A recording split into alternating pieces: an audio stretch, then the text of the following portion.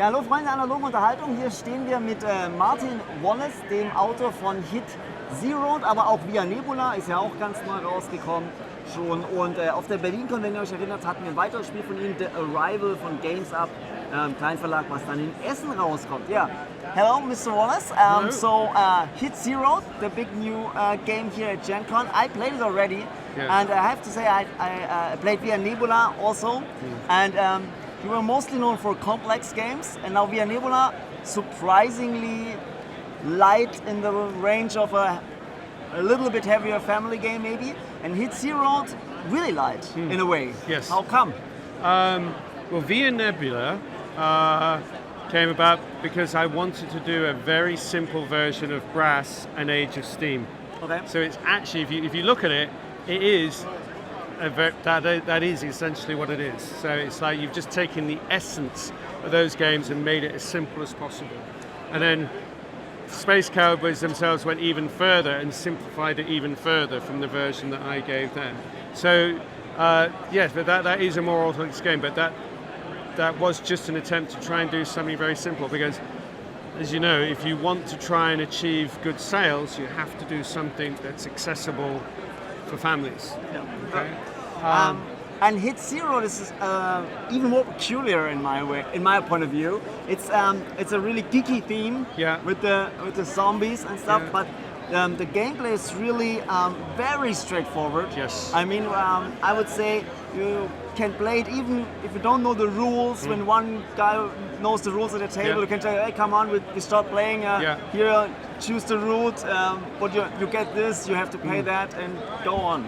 Well, that's it. I wanted something without, I mean, the key idea, it wasn't my idea, but one of my friends who also designed games was trying to do a game where there are consequences to actions. You know how in a fantasy game it's usually you go somewhere, you flip up a card, this happens to you. You go somewhere else, you flip up a card, that happens to you, and it's all disconnected. I wanted something where there was more of a sense of an overall story, where there are consequences, where if something happens here, then something may or may not happen at a later point connected to that.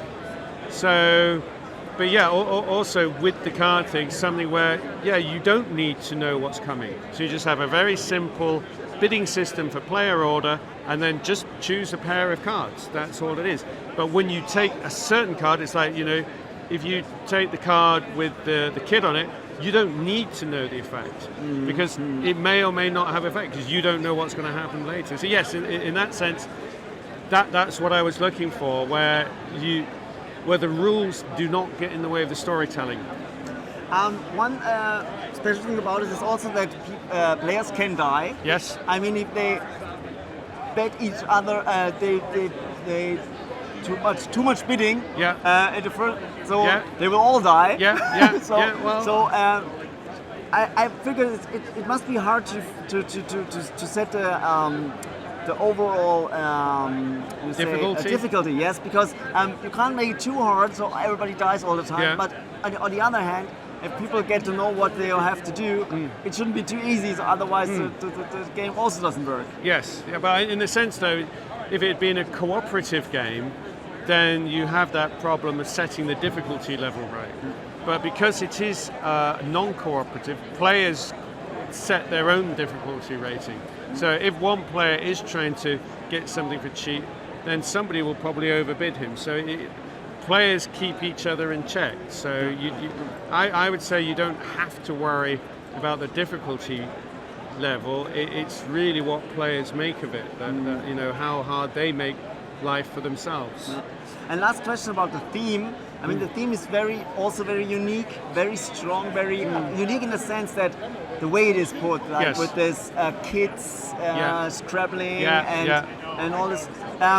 It seems that it adds a lot of the experience.